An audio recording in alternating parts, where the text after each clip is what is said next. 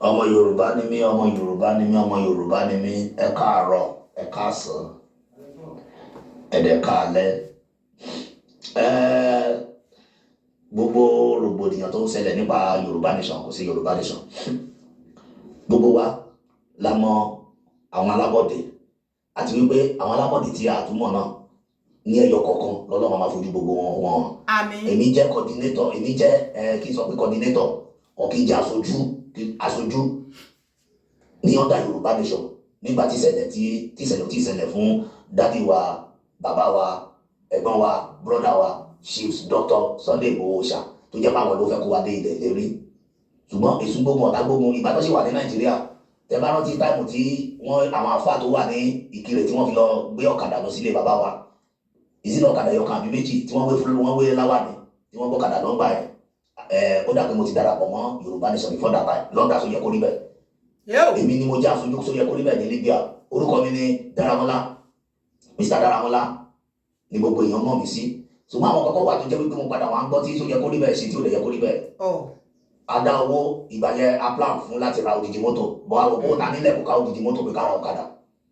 Owó tí mo dá ó lè kéré lójú àwọn tó wà nínú òyìnbó ṣùgbọ́n jamari àtàwà wà. A máa ń ṣiṣẹ́ kárakára bí fọ́ọ̀kà tó rí owó. Ọkọ̀ tó kàn jẹ́ ẹ̀dùn ọkàn fún mi ni wípé ibi tó yẹ ká bá tó yẹ kó rí bẹ́ẹ̀ kọ́ láti bá. Ẹni tó jẹ́ oyè president lásán ní ọ̀dà platform ẹ̀ is it not 250,000 naira ní seat tó jẹ́ deputy bóyá 150,000. Ọ̀rọ̀ tí mo sọ yìí tó bá dàbí ẹni pé mo fi bọ orúkọ tó yẹ kó rí bẹ́ẹ̀ jẹ́ okùn èmi àti Ọlọ́run àti ẹlẹ́dàá ló wálé ayé. Ṣùgbọ́n ìgbà tí mo rí pé tó yẹ kó rí bẹ́ẹ̀ wá lọ ṣe ọ̀dàlẹ̀ fún Mr. Sunday Igboho ó jẹ́ nǹkan tó jẹ́ náà ọkọ̀ fún mi. Èmi ti kúrò ní ọ̀dà program tí tó yẹ kó rí bẹ́ẹ̀ lóun ṣe láti last year o. Àṣírí ńlá. Àwọn ìrìnàjò pé ká gbára wa kúrò ní ọwọ́ Fúlàní bí aṣáájú wa bàbá wa Mr. Sunday Igboho bó ti jẹ́ pé àwọn ló ta àwa yóò ti tàn tàwa ní olówó. Nígbà tí àwọn gbé sókè àwọn ọmọ Yorùbá tó gbéra wa lọ́mọ Yorùbá wọ́n tún gbé sílẹ̀ tí ò lè yẹ kó rí bẹ́ẹ̀. Orúkọ tó yẹ kó rí bẹ́ẹ̀ lásán gan ó ti fún ní àpẹẹrẹ wípé kò yẹ kó jẹ́ ènìyàn tó yẹ kó dalẹ̀ ọmọ Yorùbá. Kò yẹ kí tó yẹ kó rí bẹ́ẹ̀ jẹ́ èèyàn tó máa dalẹ̀ ọmọ Yorùbá. Tó yẹ kó rí bẹ́ẹ̀ dídẹ̀ tó jẹ́ èèyàn kan tó yẹ pé kò láìkí ó tọrọ nígbà táwa lórí platform ẹ̀. Àti dáwọ́ fiscal èmi tí mo sọ̀rọ̀ ẹ̀ mo ti dáwọ́ fiscal owó first tó fẹ́ kó wọ Libya láti Nàìjíríà. Then lẹ́yìn ìgbà tá a dáwọ́ first yẹn padà tún dáwọ́ ọ̀kadà wọ́n ti ná ọ̀kadà ní Nàìjíríà but nǹkan tí ó wá dùn mí ìṣẹ̀lẹ̀ yẹn wá ṣẹlẹ̀ nílé Mr. Sunday Igboho àwa lè ra ọ̀kadà yẹn mọ́ but ó wá dárúkọ èèyàn kan ó ní wọ́n lọ kó fún ìyàwó Sunday Igboho ní Kútọ́nù pé ẹnìyẹn ló lọ kó gbogbo owó tá a dájú all over the world. Àwọn tó wà ní Russia wà ní Russia, àwọn tó wà ní Spain wà ní Spain, Mr. Kọ́lápọ̀ àwọn ló wà ní Spain, àwọn èèyàn wà ní UK, America, Dubai, Nigeria, Port Harcourt, Èkó, Libya bíbáyé, Turkey, àwọn èèyàn yapa káàkiri ṣá. But ọ̀nà lọ kó yẹ fún Mr. Sunday Igboho but èmi fẹ́ kó ṣe pé torí pé mo fẹ́ mọ̀ bí yóò kó fún Sunday Igboho àbí kò kó fún Sunday Igboho but ìbanilórúkọjọ́ yìí ti pọ̀ jù. Kò ṣe pé torí pé ó tẹ̀lé oní tirẹ̀ o èmi àti tó yẹ kó níbẹ̀ ti jà ní tó fún mi ní suspension torí wípé ara ẹ̀ kò tọrọ mo ti sọ wọn rí ní orí platform pé àwọn tó wà ní UK tó wà l'Amẹ́ríkà ẹgbẹ́ pé pàtàkì wà Jamaria they no dey carry last for Europe o. Èmi sọ ọ̀rọ̀ yẹn gbà yẹn wọn kì í kó last Ondo State ní àjọmọ́ra wa l'Ondo State inú ló tẹ́bi ti wá Àkúrẹ́ l'Ondo State lèmi ti wá lónìí kò lè pètò Ondo State fún mi kò sí state sọ̀tàní ìlú nínú under Ondo State lẹ́kọ̀ọ́ tí ń ṣiṣẹ́. Èkìtì Pupa èmi ni mo ní géètì wọn ní abẹ́kọ̀ hòtẹ́ẹ̀ tí gbogbo wa máa dé sí so rò pé tó bá ṣe hòtẹ́ẹ̀ yẹn ní owó tó gbà lọ́wọ́ wa tó paná kó fẹ́ kó fún Sunday Igboho tó kó fún Sunday Igboho lọ́ndà Yorùbá nation hòtẹ́ẹ̀ yẹn máa wó pa ẹ̀ owó tó bá gbà bẹ́ẹ̀ ò lè fi sórí rẹ̀ tó yẹ kó rí bẹ́ẹ̀ ìyàwó tí mo fẹ́ kò sẹ́gbẹ́ ẹ̀ ní ọjọ́ orí tó bá ní kó wò éjì mo jẹ́ kó yé wọn táìmì yẹn tó fún mi suspension mo sẹ́ẹ̀dì fọ́tò ìyàwó mi mo ní kó lọ wò mí lórí Telegram kó fọ́tò ìyàwó mi tó wà bẹ́ẹ̀ who are you ó wà ní UK níbo tẹ́ẹ̀ lẹ padà mojú tẹ́ẹ̀ kó nínú òyìnbó tẹ́ẹ̀ kó wíwọ̀ tẹ́ẹ̀ tó ń bá lẹ padà ẹ̀wọ̀ mo kó tó yẹ kó rí bẹ́ẹ̀ jẹ́ ní táìmù yẹn kò yẹ kó wá ní ọ̀rọ̀ lójú tó ní dòwe bọ̀ tó yẹ kó rí bẹ́ẹ̀ kó tó ló yẹ kó dàbẹ̀ Sunday Igboho pẹ̀lú owó tó bá lórí platform ẹ̀. Kó tó ló yẹ kó dàbẹ̀ Sunday Igboho. Mo fọ́ o àṣọ lè gan tún lè máa bọ́ síta kó wá máa mú èèyàn tí ò jalè lólè ayé mi nínú ayé láyé ń gbé. Ìwọ tó bá lọ bẹ̀rẹ̀ báyìí tó ń wòde onídìí ó ti gbàgbé pé bí wọn náà ṣe bẹ̀rẹ̀ mọ́lẹ̀ yẹn èèyàn kan wà lẹ́yìn tí ó mọ̀ wo fùrọ̀ tiẹ̀ náà.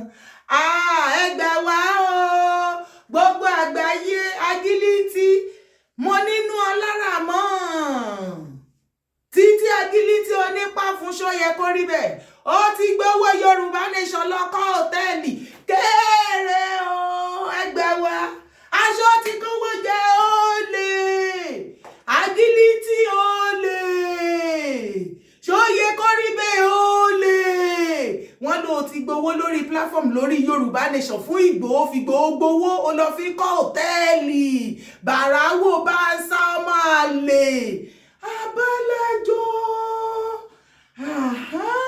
ló ṣe fẹ́ ya wèrè ókè torí gbogbo èèyàn ṣáà ń wò ń gbẹ̀yìn pé kí ló tọ́lu bọ́ gé yìí kí ló rọ́ọ̀lù gé yìí kí ló dé tó ṣe bí ẹni pé kòkòrò kó wọn mú imú ẹ̀ tó forí gbá bí kí ló ṣe àṣé owó tó ń gbà ló sẹ́wín abálájọ ó dáa kò sí wàhálà ẹ̀yin ọmọ ìran mi Yorùbá Nation òtítọ́ ṣé rí gbogbo nǹkan tó ń ṣẹlẹ̀ nínú Lagos State lọ́wọ́lọ́wọ́ ẹ̀ ìwọ̀n bá ní ẹ wò ó a lè sọ̀rọ̀ nípa wọ́n fẹ́ gba Èkó wọn ò fẹ́ gba Èkó ṣùgbọ́n wípé candidate kan ká lọ fún ní support lémi lọ́dọ̀ tèmi dára wà lẹ́yìn ní candidate láàrin wọn they are all the same thing ẹgbójú Yorùbá Nation ni èmi dìbò fún Yorùbá Nation lẹ́lẹ́lẹ́ lára àwọn bad egg tó wọnú Yorùbá Nation tó báyé tó kó bá ìrìn àjò yìí ṣé ti rí títí onípá fún Moninuola ọmọ àlè ṣọ́ráyé ẹ̀ so ìwọ kó owó jọ lọ fi owó Yorùbá Nation fi kọ́ hòtẹ́ẹ̀lì ó wá ń pe mo ní dára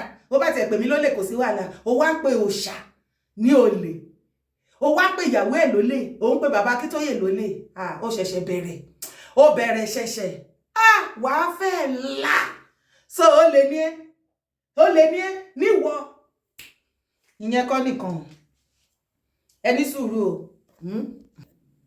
ó yá ṣe ti rí ṣe ti ń wò lẹ́tà tó fẹ́ lọ fi ṣe interim òun lẹ̀ ń wò yẹn o òmìnira Yorùbá 2022 ṣe ti rí pé wọ́n jẹ́ nǹkan tó ń pera wọn nìyẹn ṣùgbọ́n tó bá ti fẹ́ dá wàhálà lẹ̀ tó fẹ́ ṣe nǹkan tó mọ̀ ipò lè boomerang wọ́n á máa pe Yorùbá Nation mo ti sọ fún yín ẹ jẹ́ nǹkan fún yín díẹ̀díẹ̀.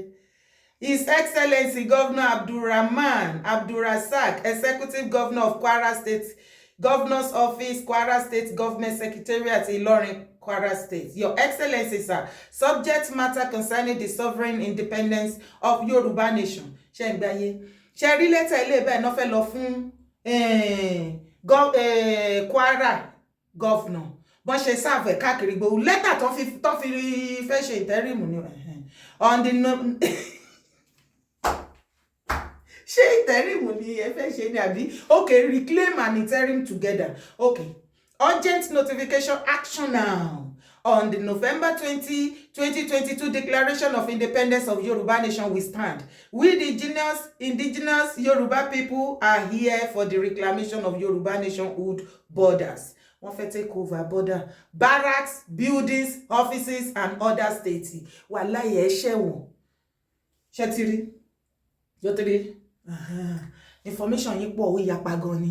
Ṣé ráyé yín? Àṣẹ yìí ló lè. Ó máa ṣe o.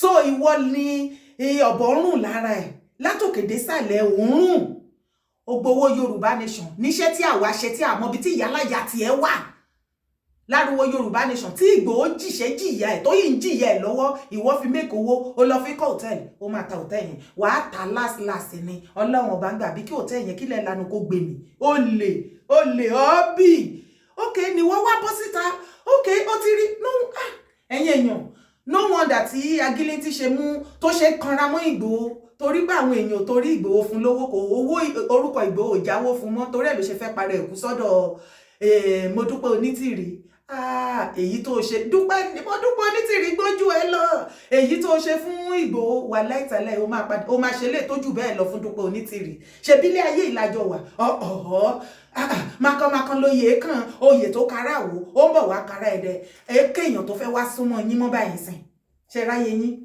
jẹ́ kí ẹlòmíì tún gborí wọlé èyí tó ṣe fún Sunday Adéyẹmọ ó gbowó lọ fi kọ́ hòtẹ́ẹ̀lì lórúkọ Sunday Adéyẹmọ ó lọ fi kọ́ hòtẹ́ẹ̀lì ó lu àwọn èèyàn jìbìtì ó tún ń ta síìtì nínú gúrùpù ẹ̀ mo mà rógo èèyàn tó jẹ́ president lọ́dọ̀ ẹ̀ 250,000 ló san.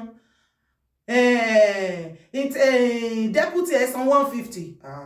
Ó ga ni o lóòótọ́. Ṣe rí ẹ̀yin tẹ́ wá lọ sanwó sọ́dọ̀ ẹ fẹ́ sanwó kú.